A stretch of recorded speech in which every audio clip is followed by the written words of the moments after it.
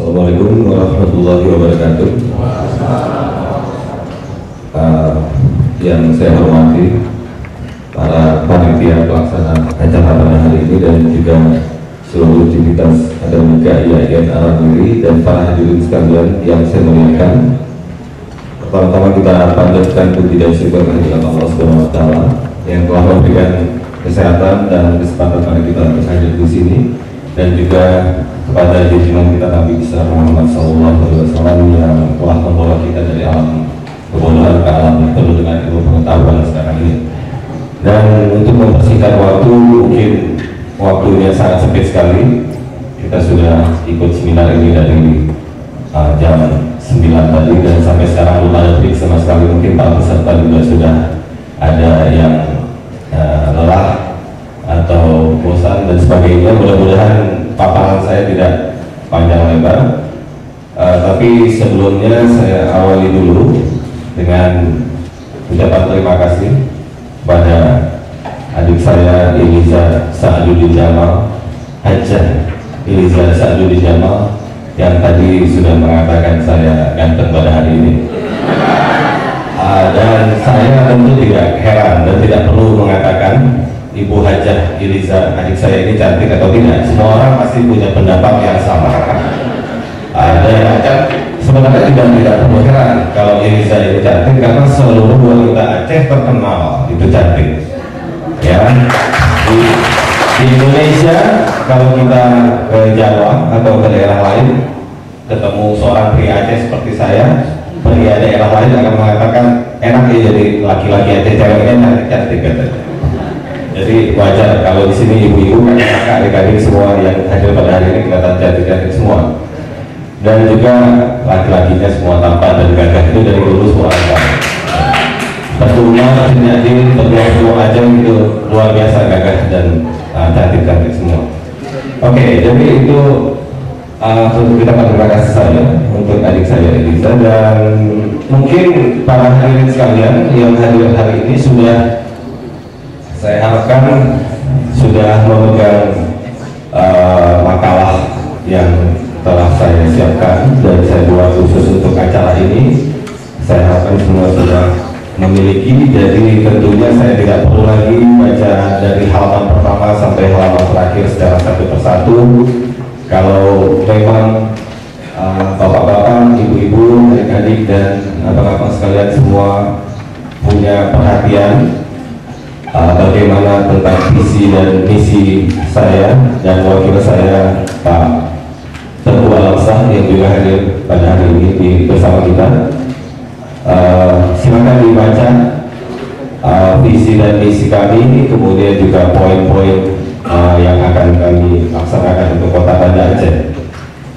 Tapi yang saya ingin sampaikan pada hari ini penegasan saja, bahwa mungkin apabila mencermati makalah saya secara keseluruhan, maka dapat kita ambil kesimpulan dari makalah saya itu bahwa seperti yang tadi dikatakan oleh Pak Abdullah Reha Mahua, mantan penasehat KPK RI, bahwasanya saya sepakat sekali dengan beliau, dan dalam makalah ini sudah tampak jelas bahwa untuk menghapuskan atau mengurangi korupsi di negeri ini, di Indonesia, termasuk juga di Aceh, Banda Aceh, yang paling penting adalah pencegahan.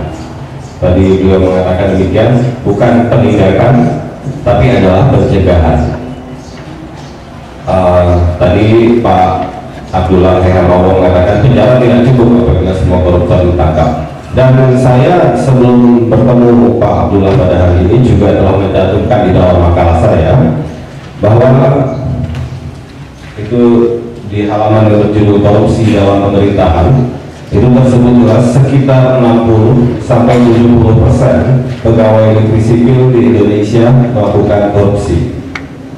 Dan yang menyebutkan ini saya tuliskan mantan Dewan Penasehat KPK dan orangnya ada bersama kita tadi, yaitu Bapak Abdullah 60-70%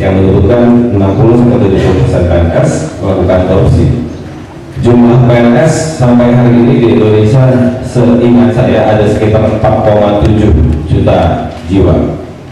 4,7 juta, jadi setelah saya hitung itu kalau 70% ada 3.900.000 koruptor yang berasal dari PNS. Itu baru PNS, belum yang di luar PNS. Ada pengusaha, ada juga cukong-cukong, ada juga berbagai profesi lainnya. Ya, jadi kalau dari PNS saja sudah seperti itu, bagaimana? Berapa jumlah sebenarnya koruptor di Indonesia? Mungkin ada lebih dari 20 atau 50 juta kan. Jadi sangat susah memang untuk menindak koruptor. Satu-satunya cara yang sangat masuk akal dan rasional adalah pencegahan. Di sini saya juga cantumkan sumpah dan janji PNS. Ini bagi teman-teman, saudara-saudara saya yang PNS, mungkin ada yang sudah lupa dengan janji ini, bisa dibaca-baca lagi. Tapi di sini tidak disebutkan, tidak ada satupun kata dalam sumpah atau janji PNS ini yang menyebutkan kata korupsi.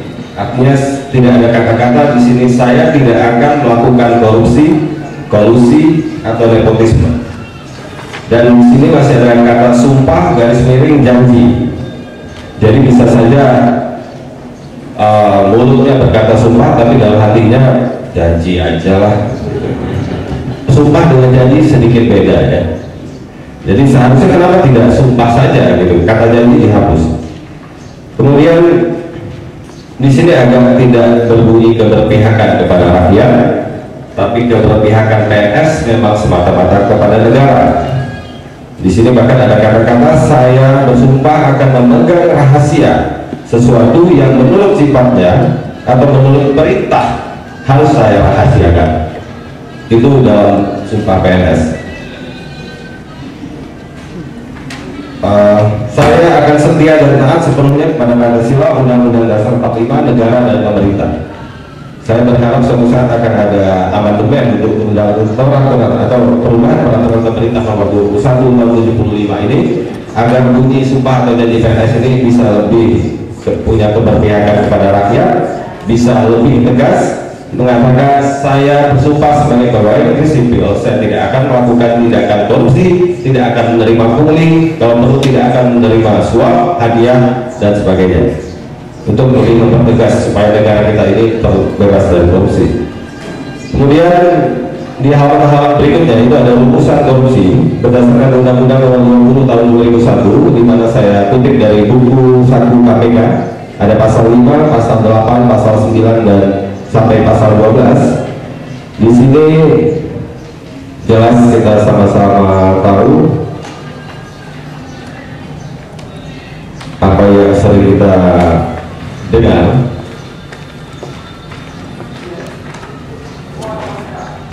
Terjadi di lingkungan kita. Di sini disebutkan misalnya di pasal 11, pegawai negeri yang menerima hadiah atau janji, padahal hadiah atau janji tersebut diberikan karena kekuasaannya atau yang berhubungan dengan jabatannya, itu termasuk korupsi. Saya punya pengalaman waktu saya masih mahasiswa di Surabaya. Saya mengurus surat karena nilai IPK lumayan baik waktu itu, jadi saya dapat diskon tiket dari Garuda Indonesia. Tapi itu harus ada surat dari rektorat ya waktu itu. Saya urus, kemudian saya tanya berapa biayanya, tidak ada biayanya. Lalu saya menceritakan pengalaman saya itu kepada waktu itu calon istri saya yang kuliah di Banda Aceh. Saya ceritakan di Surabaya seperti ini, di sini bagaimana kalau kamu mengurus surat diskon tiket pesawat di kantor rektorat kampus kamu? Dia minta oleh-oleh, dia tidak minta duit, tapi petugas itu minta oleh-oleh. Kalau pulang dari Jakarta nanti harus ada oleh-oleh, kalau enggak susah urus suratnya nanti yang akan datang. Kira-kira seperti itu contohnya. Dan ini juga sering kita bahas bersama, kita daerah Islam Aceh, semua orang tahu. Tapi berdasarkan survei di 50 kota oleh Transparansi Internasional Indonesia atau TII tahun 2010, yang berada di peringkat pemerintahan kota terbersih itu adalah Denpasar yang mayoritas beragama Hindu. Maka kemarin ada alasan bagi anggota dewan kita untuk studi banding ke Bali untuk melihat bagaimana di Bali pelaksanaan syariat Hindu mungkin ya. Kemudian yang selanjutnya visi saya dan Pak Alasan secara singkat dalam satu kalimat, yaitu kota Banda Aceh yang modern, warga yang sejahtera. Kami ingin mewujudkan Banda Aceh menjadi kota yang modern dengan warganya yang sejahtera. Bagaimana kota yang modern? Bisa dibaca pada makalah tersebut. Apa yang dimaksud kota yang modern? Bukan hanya ada lampu-lampu ya. Kemudian bagaimana warga sejahtera? Yang dimaksud warga sejahtera. Kemudian visi itu dijabarkan ke dalam misi. Ada 10 misi yang akan kami coba capai. Itu juga ada di dalam makalah. Kemudian untuk mencapai visi dan mencapai misi tersebut, kita punya rangkaian program kerja sebagai breakdown daripada visi dan misi itu, dan itu kami punya slogan 3 pro dan 3 anti. Dan ini kami buat bukan khusus karena hari ini acara soal anti korupsi, tapi di sini sudah tergantung. 3 pro saya itu memang olahraga, seni dan budaya, kemudian rakyat kecil itu termasuk semuanya, pendidikan, lingkungan hidup, sosial, ekonomi, dan sebagainya. Sedangkan 3 anti kemewahan, anti pungli dan korupsi, kemudian anti nepotisme. Apa yang dimaksud dengan anti kemewahan? Anti kemewahan bisa dijabarkan, sudah saya jabarkan di dalam makalah ini, bisa dibaca. Salah satunya menghentikan segala bentuk kemewahan di kalangan pejabat pemerintah kota Banda Aceh. Pergantian mobil dinas dari mobil mewah menjadi mobil biasa. Rumah dinas sudah sangat mewah, jadi nggak mungkin lagi untuk tidak kita bangun, sudah terlanjur ada. Kalau tidak ditepati mubazir, kalau saya tepati rumah pribadi, justru ada pembiayaan membengkak 2 rumah yang harus dibiayai oleh pemerintah. Tapi seharusnya saya kira wali kota Banda Aceh belum saatnya punya rumah semewah itu, sementara rakyatnya masih sangat menderita sekarang, masih banyak kemiskinan di mana-mana.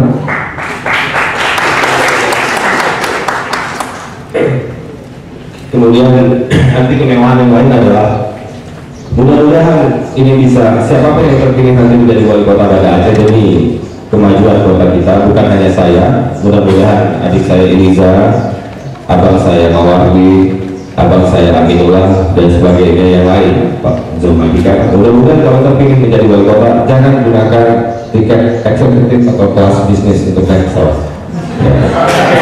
Gunakan itu penghematan juga, dan ini kita pesankan kepada rakyat ini agar secara tidak langsung kita memberi pesan kepada rakyat, hidup tidak perlu bermewah-mewah sementara kita masih susah. Jadi gunakanlah kekayaan yang ada pada kita untuk sesuatu yang lebih bermanfaat. Saya kira mungkin sudah diingatkan, waktunya sudah habis. Jadi yang lainnya mungkin kita bisa diskusikan dalam sesi diskusi nanti, atau bisa dibaca lebih lengkap di video data. Ada alamat saya, dan tadi nomor telepon sudah disebutkan. Nomor telepon saya belum ya, saya sebutkan atau oh ya. Bila ingin komunikasi langsung bisa di 0853 2345 1971, nomor handphone saya langsung. Tapi sekarang lagi mati, ada handphonenya di atas meja di sana. 0853 2345 1971, atau di Facebook saya juga ada. Selama ini saya aktif di Facebook, kemudian juga di Twitter juga ada, kemudian juga di BlackBerry Messenger juga ada, jadi banyak cara untuk bisa berkomunikasi dengan saya. Jadi silakan apabila ada hal-hal yang ingin kita diskusikan lebih lanjut untuk Kota Banda Aceh ke depan. Saya kira demikian. Wassalamualaikum warahmatullahi wabarakatuh.